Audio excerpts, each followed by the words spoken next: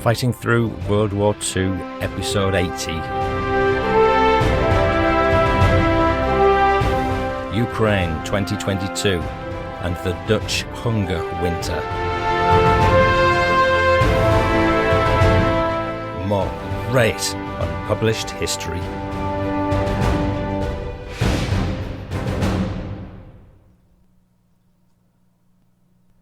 Hello, I'm Paul Cheel, and I wish you a welcome to the Fighting Through Second World War podcast in very challenging times. I'm cutting out any formalities on this episode because it's a bit of a one-off about Ukraine. Events in Ukraine have created a refugee crisis in Europe at a scale not seen since the Second World War, when, according to Wikipedia, mass evacuation, forced displacement, expulsion and deportation of millions of people took place across most countries involved in World War II. The mass movement of people, most of them refugees, had either been caused by the hostilities or enforced by the former Axis and the Allied powers. At least 2.5 million people have fled the country since February the 24th, and according to the United Nations, the total could top 4 million. Today I'm going to give you a few insights into Dad's experiences during the war, where support from third parties was so welcome. That is part of the theme for this episode, and I've got a very timely family story about the Dutch hunger crisis in World War II. To end the show, I'm going to change tack and bring you a modern story of adventure about someone stranded on the French mountain tops overnight and how they survived. It's a bit of escapism, nonetheless true, to help take our minds off the horrendous goings-on over in Eastern Europe.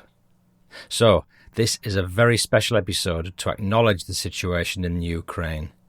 If anyone anywhere in the world is unsure about the realities of Russia invading Ukraine with tanks, troops, helicopters and planes, then you shouldn't be in any doubt.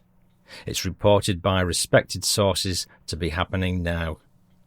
There are plenty of independent postings on the internet showing some of the action and violence going on out there, and of course BBC, Sky and CNN are reliable sources. And the BBC's Newscast and Ukrainecast podcasts are also excellent sources of information and deeper debate. If you want additional insight, you could also check out the latest excellent Economist magazine podcast, March the 7th. Right now, I want to make a plea for you to make a donation to one of the charitable causes which are supporting the millions of refugees streaming out of the Ukraine into the various Baltic countries, majorly Poland, but also Hungary, Slovakia, Estonia, Moldova and Romania, and increasingly Western Europe. I'm particularly impressed with the Polish nation for being foremost in helping these poor people, taking in over 1 million refugees. In this podcast, the Poles have featured several times in the past, offering support to prisoners of war, and episode 29 about Brian Asquith is a great example of that. It's about a British POW in Poland and how he survived the war to tell the tale, in no small part due to kindness offered by the Polish people. That's episode 29. I've personally made donations to the Red Cross and the Salvation Army, both of whom are doing work out there, and I'm putting links in the show notes for your convenience if you'd like to do the same. You'll have heard me mention these charities on occasion in previous episodes, and I know Dad in particular held the Salvation Army in high regard. Here's a passage from Dad's book about the refugee situation he found himself in Germany at the end of the war, when he was in the regimental police in Hamburg and the surrounding area. Dad is corporal in charge of the regimental police in war-torn Germany in 1945. He regularly tours some of the cities like Hamburg, Dusseldorf and Essen, helping to keep the peace. They've just been given the green light to actually interact civilly with the German population. When the fraternisation ban was lifted, it was much more agreeable to be able to pass a civil word to people who would say the odd word of greeting, but in English, of course. I never got close enough to them to be able to learn any of their language except the time of day. Most instructions I had to give during the course of my duties were given in sign language, and I did not have any problems in that respect. They'd been our bitter enemies for too long to be forgiven so quickly. It would have to be seen whom the victors were without any signs of aggression on our part, and that is how we behaved, going about our responsibilities quietly and purposefully. I visited Hamburg several times on duty, and the destruction was unbelievable, with a complete collapse of large areas. Hamburg alone paid the penalty for the suffering of Coventry. It had been avenged. There was never a dull moment for me, and there was always interesting work to be done. One of the most distressing of those tasks took place over a period of 3 days. The police had to accompany 6 officers on a very unpleasant duty, but at the same time giving us first-hand insight into what had taken place in Germany over the past years. We went to a large field about 4 miles from our billets, and what we saw had to be seen to be believed. There were literally many thousands of displaced persons standing around, with vacant, hungry looks upon their faces, waiting for somebody to guide them and to tell them what was being done to help them. There were other people, half-witted because of their experiences. None of them seemed to know where their families were. All were undernourished, underclothed, and altogether a tragic sight. Those poor souls had been uprooted from their homes and families forcibly from all over the occupied territories, and made to contribute every sinew in their bodies to the German war effort by their forced labour in the factories. We set up trestle tables, and an officer, together with a linguist who spoke several languages, sat at each table. We police had to keep order and organise the poor souls into single file to wait their turn to seek a solution to an extremely difficult problem. It was all done by signs on our part because of the many languages involved, but that was no problem since most of them were docile, being well behaved, and just stood there, wondering what on earth was to happen to them, as if in a trance. I was at a table all day for 3 days, listening to the very patient officers asking questions, all beyond my comprehension. I thought how marvellous it was to be a linguist, watching those clever men with their voices and signs, trying to get to the bottom of so many problems. The people came from so many different countries, and to me it looked like an impossible task. Those people wanted to return to the homes which they'd been forced to leave, but it was easier said than done. Their minds must have been a torment. It was a monumental task which had to be done as quickly and humanely as possible. But meantime they had to be fed and protected against any one of them who'd gone berserk. We had to show sympathy, kindness, firmness, and above all understanding of the needs of those poor individuals who longed to get back to the folk they'd expected to find waiting for them. What a tremendous upheaval of humanity the Nazi regime had brought about in their determination to subjugate the once great nations of Europe. It was a marvel that it was ever sorted out, but for many a poor soul it never would be. Being a witness to what happened over those 3 days was something I will never forget. But for that heaving mass of tragic humanity who paid the penalty with their mental and physical suffering, it would be an almost unbelievable burden which they'd take to their graves. The Allies did a monumental job here, and the country should be forever grateful. I was pleased I'd joined the regimental police because my duties enabled me to see first-hand the aftermath of the war in Germany, which I would otherwise never have seen or even believed. I also came to realise that not all Germans wanted the war, with all the consequences which had been forced upon them by a ruthless and heartless dictatorship. Well, you can take whatever message you like from that passage, and whilst it's not directly comparable with the situation being faced in Ukraine, you can nevertheless bet that there are plenty of instances of suffering which we can't possibly begin to relate to, yet still deserve our compassion and support. So with that in mind, I ask that you consider making a donation to one of the many charitable appeals which are out there at the moment. There is a few links in the show notes which will help you, and I'll give you a few details later in the show. And before I forget, I've made a plea before for people to share the show, and I'm grateful for some people who've already done that. If it's within your power, please do share this show to anybody you know. I wasn't going to share any family stories in this episode because I was trying to keep it focused. I wasn't going to do any until a serendipitous email I had from Bus from Amsterdam came in about the Dutch hunger winter during World War II. Firstly, Bus, short for Sebastian, said, "I discovered your podcast a couple of weeks ago, and I think it's my healthiest addiction so far. Thanks for keeping me company during long walks through Amsterdam, kilometres of cycling through the Dutch countryside, and long drives home from work." My grandmother's name was Afra Schouten Reiter. She lived in Middenbeemster on the Dutch countryside. She started her diaries on the 1st of January 1945, which is called the Hunger Winter in Holland. Listen, before we go any further, I'd like to give you a little bit of backstory to the Hunger Winter, courtesy of Wikipedia. The Dutch famine of 1944 to 45 was known in the Netherlands as the Hunger Winter, and it's a famine that took place in the German-occupied Netherlands during the winter of 1944, near the end of the war. A German blockade cut off food and fuel shipments from farm towns.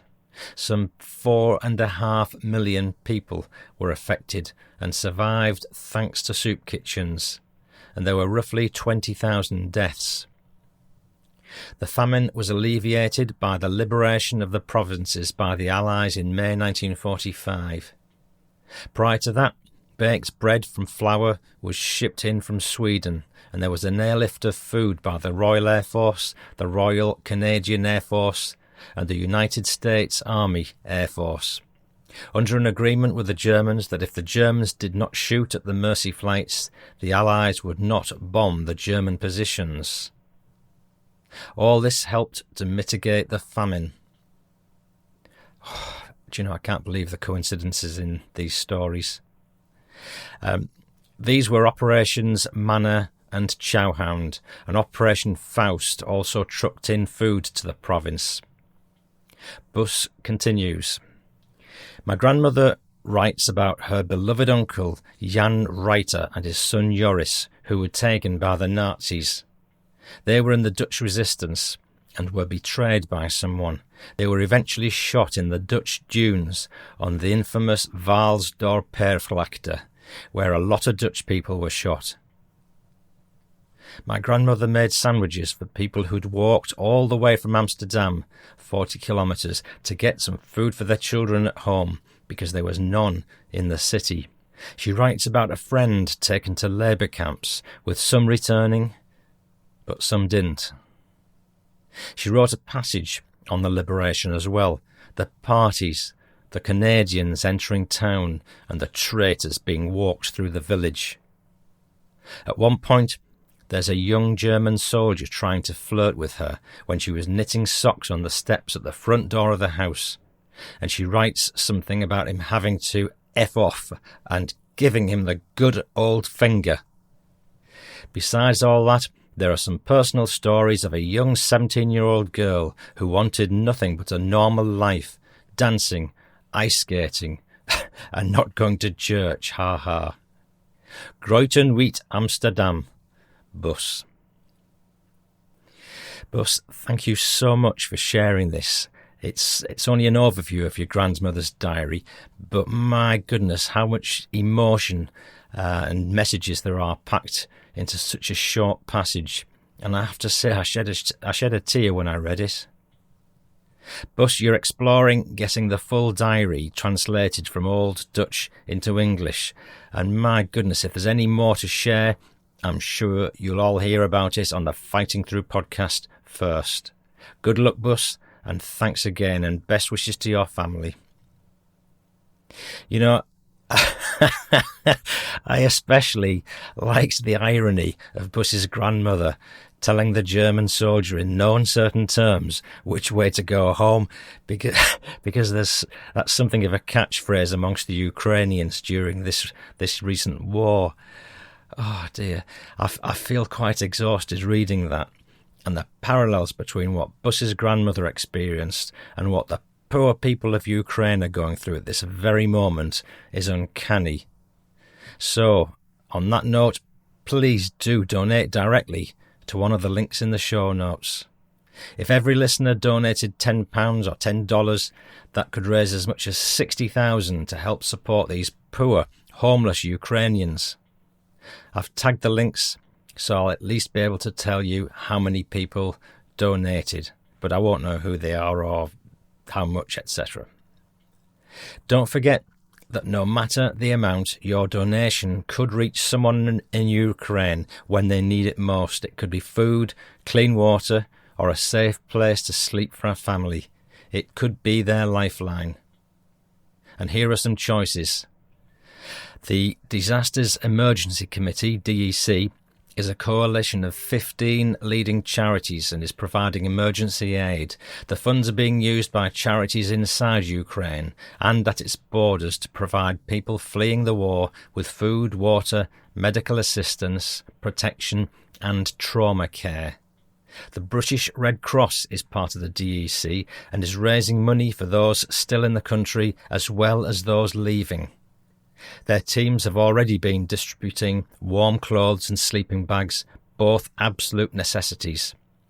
It's forecast that this cold weather might stick around for a while, so to help protect people from the freezing temperatures, they're also providing specialised items like thermal blankets and insulated tents. And this is what the Salvation Army are saying on their website. As the conflict in Ukraine escalates, the Salvation Army already has people on the ground providing food, shelter, clothing, prayers and hope. The Salvation Army has programs and personnel in Ukraine, Russia, Poland, Romania, Moldova and other European countries who are able to offer practical assistance as soon as the violence escalated. Some rushed to the border of Ukraine to hand out urgent provisions, while others made arrangements to offer support to Ukraine's people seeking shelter in their country. In particular, the Salvation Army's response includes Romania has formed an emergency team, filled the car with essential items and travelled to the border to offer support. Moldova will provide free assistance to Ukraine's displaced people, including temporary accommodation, hot meals and drinks, access to Wi-Fi and other necessary items. Poland is preparing relief parcels for Ukrainian people coming into the country. Slovakia is preparing to offer accommodation, food and drink and emotional support. The Czech Republic is already home to some 200,000 Ukrainians and anticipates many more of them will seek help from family and friends already in the country. The Salvation Army in the Czech Republic has available capacity in residential centres, so they stand ready to provide support. The Salvation Army in Ukraine reports that officers are sleeping in shelters alongside the communities they serve, but doing their best to offer hope and support. So, if you want to donate to the Salvation Army Ukraine Crisis Appeal, there's a link in the show notes, amongst others. Please do your best to support these charities. There are links in the show notes that'll be in your local app where you're listening, or in the main show notes on the website, fightingthroughpodcast.co.uk, as usual. A bit of a family story now from Ruth Schermer from the Netherlands. This is about Operation Manna, and I've used this before in the show, but it seems so appropriate I will repeat it. This Operation Manna was a food supply operation carried out by Bomber Command. Manna was carried out by British RAF units as well as squadrons from Australia, Canada, New Zealand and the Polish Air Forces and the 8th USAAF, Operation Chowhound. The winter of 1944-45 had left the Dutch starved and many died of cold and lack of food, especially in the cities. The operation took place in May 1945 with permission from the German occupiers and resulted in many consecutive days of food droppings in the western part of the Netherlands, which had by then been sealed off by the Allies from the rest of the liberated country. Root explained further, the spectacular part of the op was obviously the food supply by air. My mum told me how utterly astonished she was by the size of the bombers as they flew in at low altitudes. It was a super morale lift for the people. But the majority of the food supply came by lorry and barge. My in-laws both lived on a barge and went through the war as kids. Both families were involved in shipping food through the lines to the sealed-off parts of Holland. Interestingly, the operation continued for days after the capitulation of the Germans, since it took time for the Canadians to move into the zone of occupation and get things organised there. Even after that, quite a few people died from months of starvation, which actually started when the Dutch railways started their strike on the 17th of September 1944 in support of Operation Market Garden. The Germans retaliated by shooting railway personnel and by not allowing food transports. So when winter came, lots of stocked food was gone, which led to mass starvation and people from the cities going out to the farmers to get food. Local food distribution petered out to starvation level. The situation seriously deteriorated and Dutch resistance tried to negotiate food supply to the sealed-off area as early as March, but the Germans would not budge. Only when the war actually appeared to be lost did they consent. I've got a couple of BBC People's War stories to share with you now, again on the Dutch hunger winter. And this one's from Mrs. Theodora M. Noos, near Kloppenburg, and this is located Arnhem and Holland.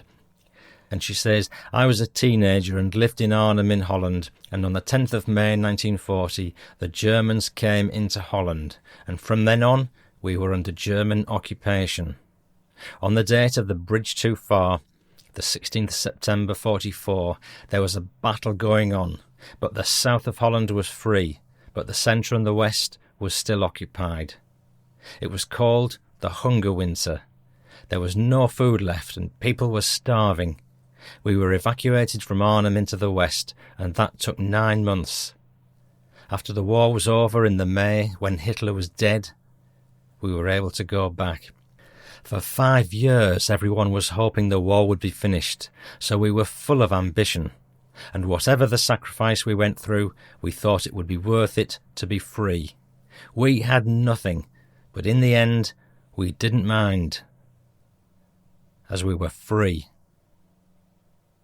On the 16th of September 1944, we were told at 10 o'clock in the morning by a bulletin that the town had to be empty by 6 p.m, otherwise you'd be shot, whoever you were. My mother couldn't walk, as she was an invalid, and it was hard getting out as the Germans took everything, bikes and cars. So we needed to get my mother out.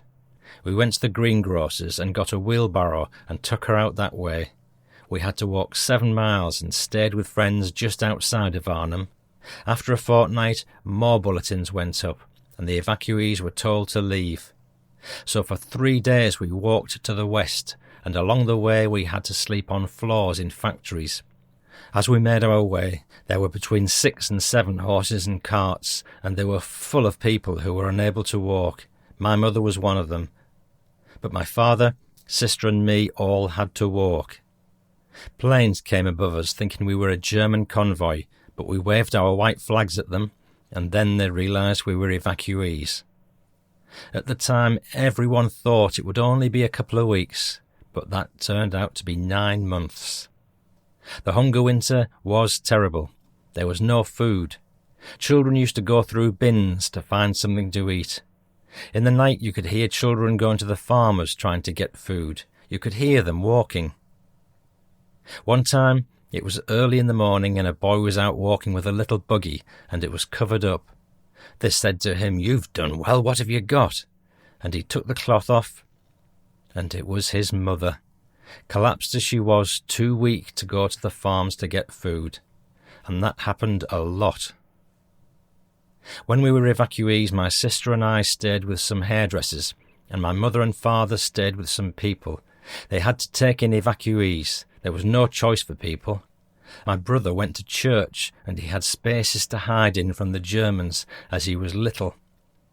You weren't allowed radios, you couldn't read newspapers. The only news you got was if anyone had a quiet radio and you got news from England. Then it had to be secret. You could pass the news on, but very carefully. My brother was once stopped by the Germans. He had nothing on him. They questioned him, but let him go. Sometimes the Germans came into homes looking for young men to take them away, so the word was spread as much as you could, and then they hid the men as best they could, but if they were found, they were taken away. Luckily, they didn't find my little brother hiding in the church.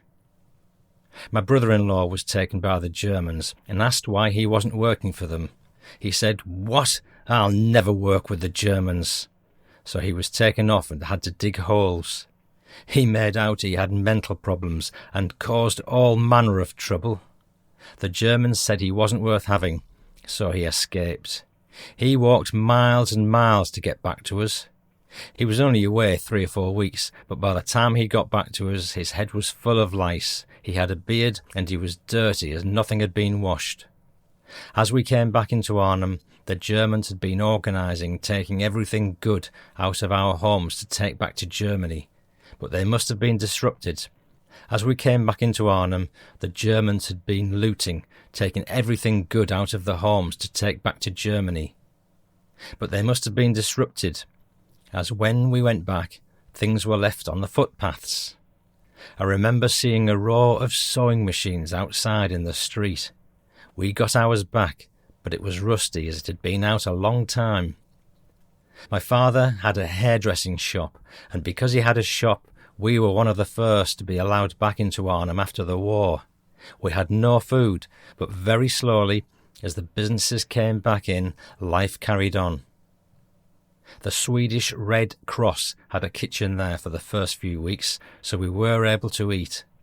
The city of Arnhem was ruined by the Nazis. Another BBC People's War contribution now from Otto Snell from Rotterdam in the Netherlands. I lived in Rotterdam, in the Paul Krugerstraat, just around the corner from a harbour, the Maeshaven. German bomber planes pounded the harbours at the beginning of World War II, and I remember sitting at the bottom of the stairs for days, warmly wrapped in a blanket, whilst the bombs rained down not far away. The German occupiers' punishment was quite severe when the Dutch underground resistance movement killed a German soldier. They'd choose 12 people at random, women, men, children, put them against a wall and shoot them. The bodies were left on the pavement for a few days. I was lucky enough to escape such a punishment. I was walking on the street when I heard gunshots. When I turned the corner, I was just in time to see the German soldiers get into a vehicle, leaving the bodies on the pavement. The 1944-45 winter was an extremely cold one. Food provisions were minimal. The German authorities decreed that bakers had to provide 200 grams of bread per person per week. The bakers didn't have enough wheat and simply made up the weight by adding water. Their bread stuck to the pallet and had to be scraped off with fingernails. Sugar beet soup was on the menu, and I was told tulip bulb soup. The Red Cross arranged with the German authorities to alleviate the hunger by a food drop. I recall the sky littered with bombers dropping food parcels attached to parachutes, an unbelievable sight. My mother received one can of food, a loaf of bread and margarine. The can was a beautiful copper colour. I can see it to this day. It contained finely mashed potatoes, finely mashed carrots and mashed meat, specially formulated for stomachs that could not digest properly. It was the greatest meal of my life. Then my mother, sister and I ate half of the loaf of bread. The other half my mother put away, for tomorrow, she said. Came tomorrow, the bread was mouldy and not edible. Many years later, I learned that the bread was baked in Canada weeks before the drop and put into deep freeze. I learned a lesson at the age of 7. Don't put off till tomorrow that you can enjoy today. I remember a German soldier walking down the street with a loaf of real bread under his left arm. He gave a slice of bread to each child he saw. I suppose he must have been distressed by the hunger that he saw around him. Water and electricity supplies were for a limited time each day. Illumination at night could only be had by those lucky enough to possess a bicycle. The Germans had been confiscating metal for a year or so. The cycle was put on a pedestal in the living room. Each member of the family would in turn pedal away, freewheeling, with the dynamo on the front wheel, producing just a little voltage to power the 6-volt headlamp on the bicycle. In the hunger winter, my mother and the neighbour, Mrs. Hontel, a devout Roman Catholic with 8 children, decided that food had to be obtained somehow. My mother volunteered to cycle to Zealand with 2 sheets and pillowcases to exchange for food. Paper money had no value. On the way, she hid from German soldiers who were confiscating anything made of metal. The journey took 2 days.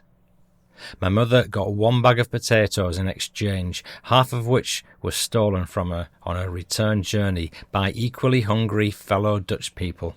The 2 mothers decided they would eat the boiled potato skins. The children ate the potatoes. They were very sick. Their stomachs just couldn't digest those potato peels. My father was a member of the resistance movement, caught and sent to a sort of concentration camp.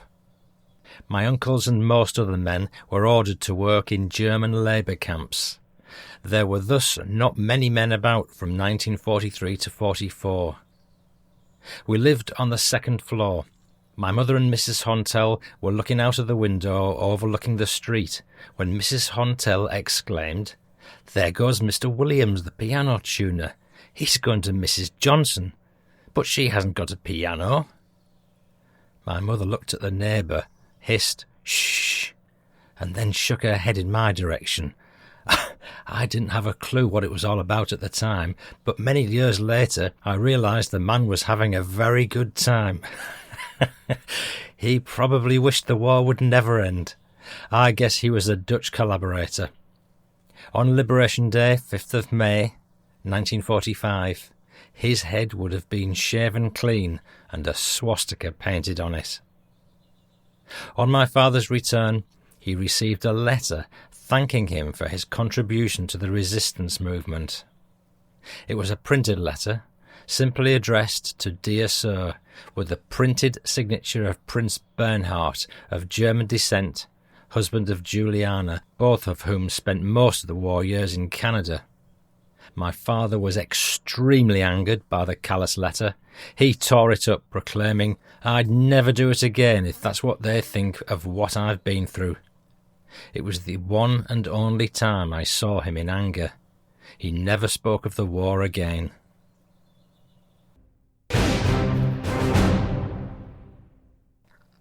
Here to finish the show now is some lighter listening. Nothing to do with war or fighting and famine, although the hero of the story did get quite peckish at one point. This is a super story of adventure in the French Alps about an ordinary guy I once met who'd had the most extraordinary experience of surviving up a snowy, freezing cold mountain overnight. I met Mike Still on a skiing trip years ago, and here's his incredible story. This is one man's story of survival in the Alps, or avoiding a wipeout in a whiteout, by Mike Still. It isn't much of an excuse, but I probably would never have begun that crazy skiing journey if the lift man high in the French Savoie Three Valleys Mountains had not urged me on. Oui, motoré, direct, là. Yes, it's that way. He pointed through the whiteout to a checkered pole marking the start, and only the start, of a far from easy off-piste route to Motoré, part of Meribel. There, if I made it in time, I'd take lifts back to the mountain above Courchevel, where I was staying. Foolishly, I decided to go for it. Skiing blindly in steep fresh snow, I didn't see another marker pole, or the crevasse, until my ski tips went over it. "Stop!" I yelled to myself. Reversing gingerly from the edge, I tried climbing back, but a few struggling steps showed me I would never make the top, even if I could see the way. Nothing to do but stand and wait. Surely the ski patrol would come down soon, at the end of the day. No, of course, this was off-piste and unpatrolled. I remembered listening to a man who liked to go off into the Cairngorms digging snow caves for the nights, but I quickly dismissed that thought and went on peering into the blankness, imagining the swish of approaching skis. But nobody came. And half an hour later, I knew that nobody would. By then, all lifts had stopped running. There were two options: ski on blindly to Motoré and hope to hitch or get a taxi to Courchevel, about 20 kilometres, or dig a snow cave and hope to survive the increasing cold until the weather cleared, a tall order at some 2,400 metres. The first was obviously suicidal, the second was ridiculous, but certainly possible. Alternatively, there was the chance that someone, somewhere, might hear if I shouted loudly, but the only reply was my echoing bad French and the low-pitched moan of a northwest wind. That was when I shivered. More to warm myself than anything else, I drew a straight line across the slope, facing the wind-driven snowflakes. I then removed my skis and, using one as a spade, drove it vertically into the line. Repeating the process, I dug out slabs of firm snow until I was standing on a flat area, facing a wall a metre or more high. I was out of the wind. Next, I marked an arch on the wall. A structure this shape would be less likely than a square one to collapse on me. I dug non-stop until the cavern was more than a metre long. It was now 7:30 p.m, less than an hour to dark, I guessed. I lay down inside and found that my legs, even drawn up, remained outside. Digging in further would mean long, slow manoeuvring in dumping the snow blocks. Besides, the thought of being completely immured was appalling. The remaining part of the cave would be an igloo, I decided. Outside, shivering violently, I propped my 2-metre skis at an angle from roof to ground as far out as possible and dug them in. Across the skis I laid the poles, burying the ends in the snow banks on either side. I wanted to leave an entrance low at the front, but I needed to build up snow blocks from there. No time for clever design thinking. The whiteout was turning grey, and it was now much colder at sundown. So I stood up through the framework and stacked snow blocks from the front and side banks. They seemed to fit like a jigsaw. The final hole was a problem, as I hadn't left a big enough block within reach. But I partially closed it with my empty backpack once I was squatting inside. And that was when, quite suddenly, darkness fell. Spring skiing can often mean rain. I'd brought a plastic mat for low-level walking. I lay on it in my room in Col de la Chambre. The relative warmth quickly left me, and I shivered in unrelieved spasms. The snow cave man had stressed the importance of routine exercise. After some experimentation, I found a position that worked.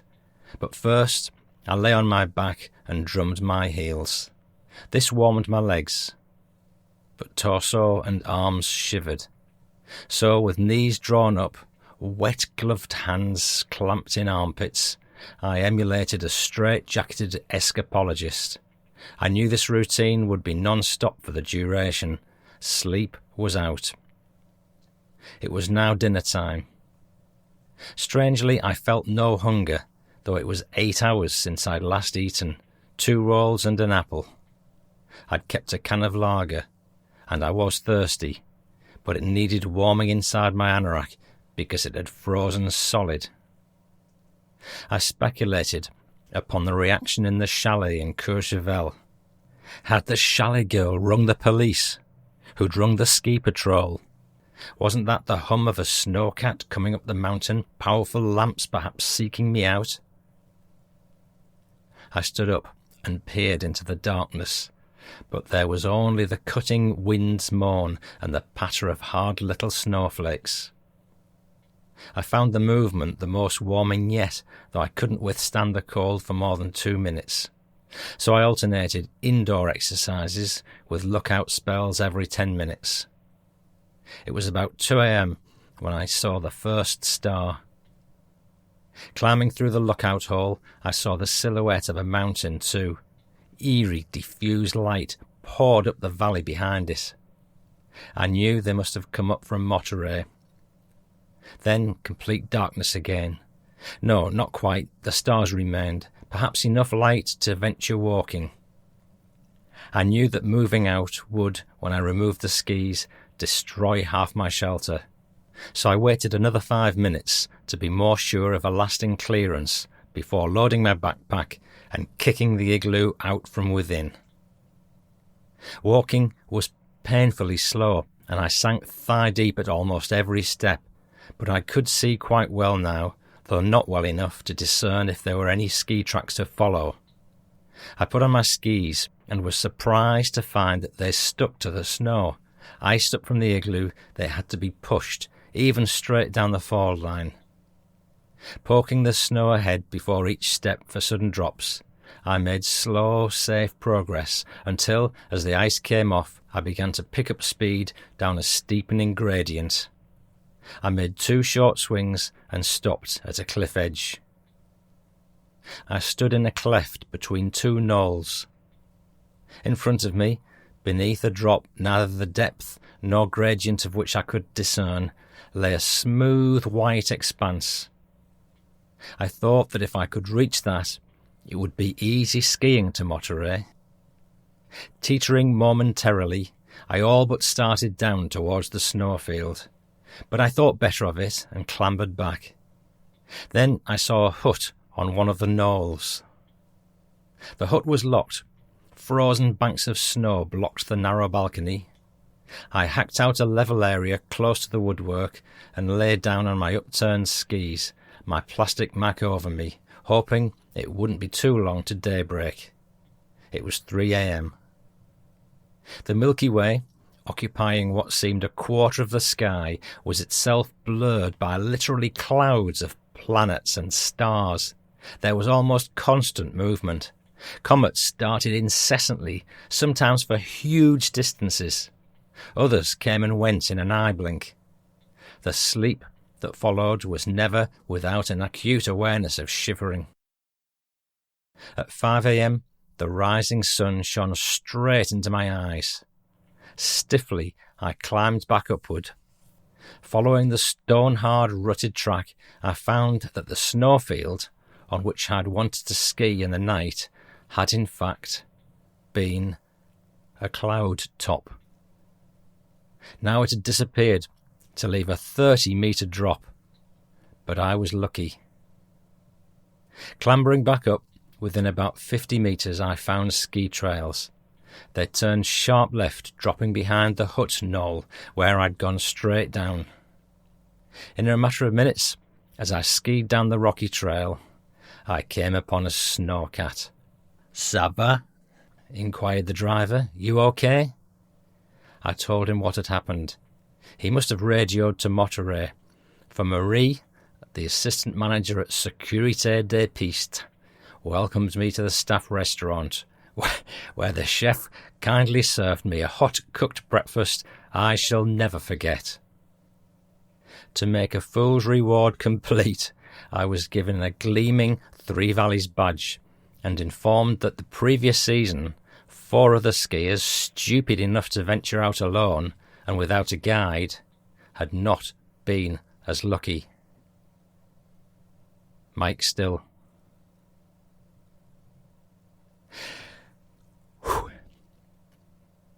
Please donate to the humanitarian charities supporting Ukraine now.